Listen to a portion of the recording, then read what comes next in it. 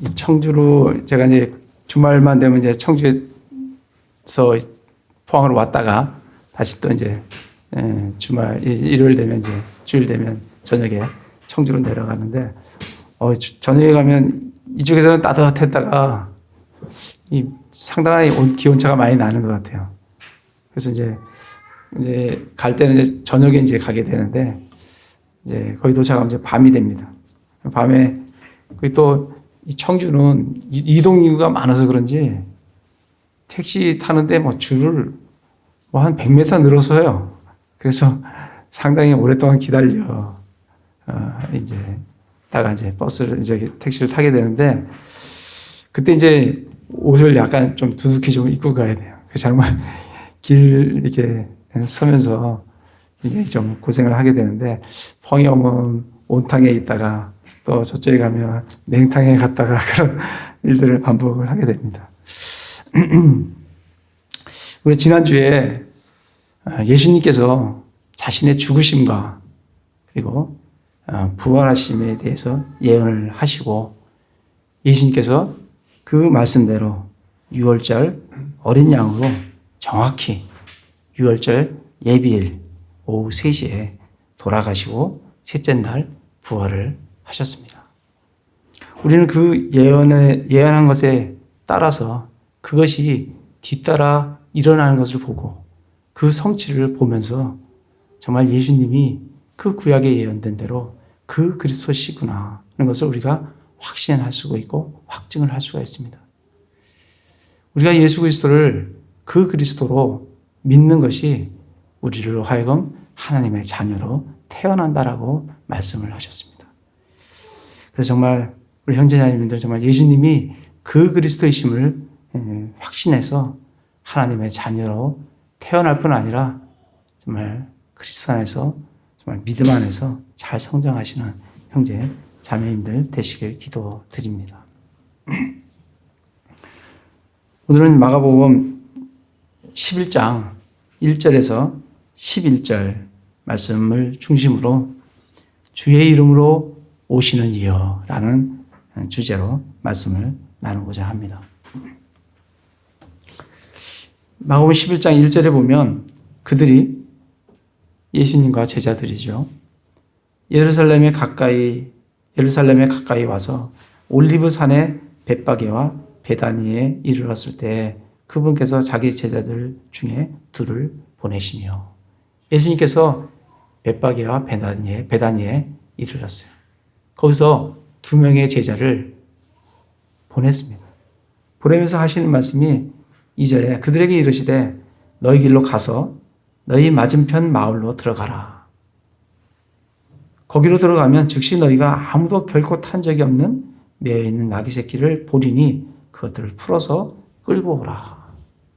뭐 돈을 준 것도 아니고 그리고 뭐 사서 오라는 말도 아니고 그냥 가서 보면 나귀 새끼가 매여 있을 테니 그를 끌고 오라라고 말씀을 하셨습니다.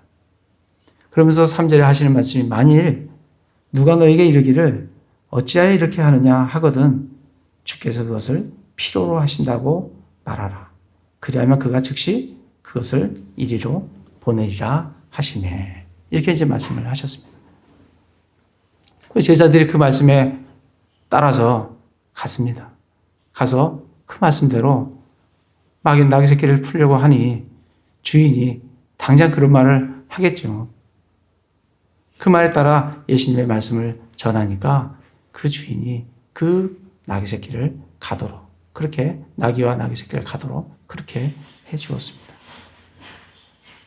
예수님은 자신이 타야 될 이 나귀 새끼가 지금 어디에 또 어떤 형편에 있는지 보지도 않고 정확히 아셨습니다. 그리고 그거를 매어 있는 나귀 새끼를 필요로 한다라고 주께서 필요로 한다라고 하면 즉시 그들이 보낼 거라라고 말씀을 하셨습니다. 그래서 실제로 그들이 즉시 그 나귀 새끼를 보내주셨습니다. 어떠십니까? 형제자매님들은 정말 예수님께서 우리들에게 있는 것들을 필요로 하신다고 하면 정말 이 나귀 새끼를 그냥 보내주듯이 여러 형제 자매들도 정말 자신의 것들을 주님께 기꺼이 내어놓기를 참 원하십니까? 정말 우리에게 있는 시간들, 또 우리에게 있는 재능들, 또 우리에게 주신 재물들, 또 우리에게 있는 우리의 자아까지 정말 주님께서 내가 필요로 한다 하면 정말 이 나귀 새끼를 내어놓듯이 우리를 내어놓을 준비가 되어 있으십니까? 정말 그런 준비를 하시면서 살아가시기 바랍니다. 저도 그러한 준비를 하면서 살아가려고 합니다. 정말 주님께서는 기꺼이 자기를 내어놓는, 헌신하는 그런 사람들을 쓰시길 원하시고 쓰십니다. 예수님께서 여행 중에 여태까지 보면 여행 중에 뭘 타고 다니신 적이 없었어요. 근데 유독 지금 예루살렘으로 들어가는 이 시점에 예수님은 나귀 새끼를 타시겠다는 겁니다. 이렇게 나귀 새끼를 풀어오라고 하신 이유는 구약의 예언의 성취를 하시기 위해서 그런 것을 우리가 알 수가 있습니다.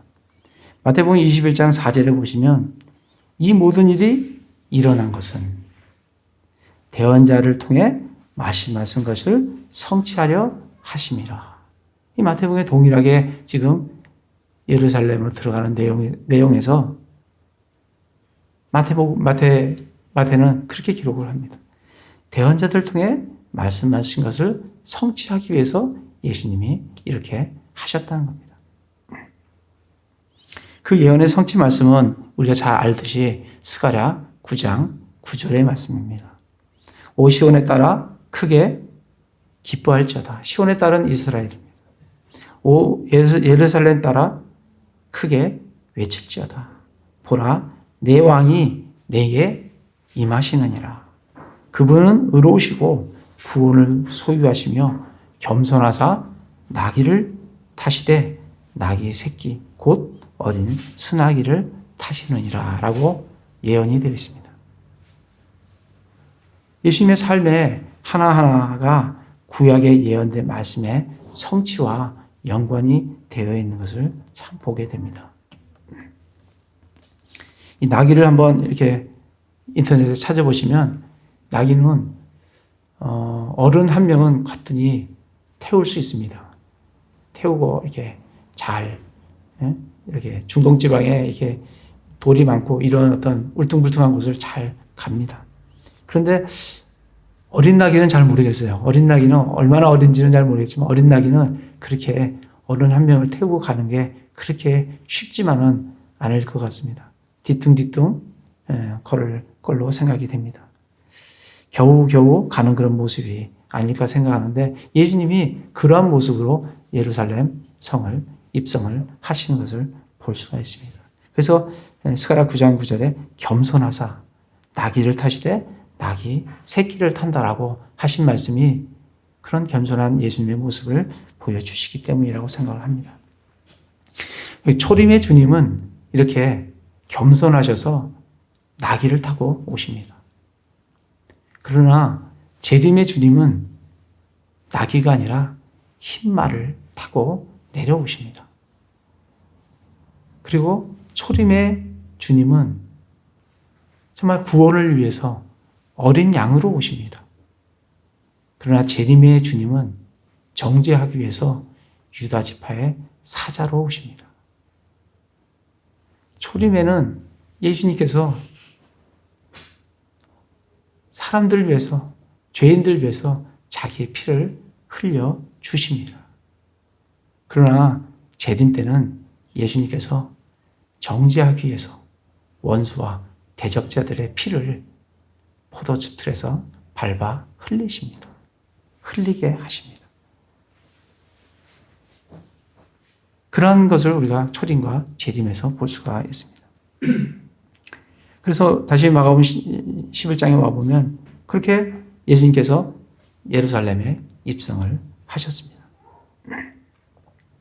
들어가 보니까 정말 대대적인 환영, 인파가 있었습니다.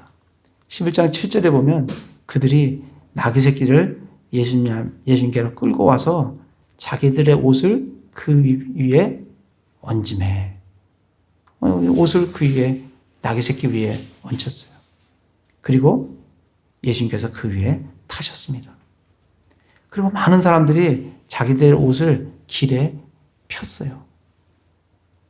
예수님을 환영하는 겁니다.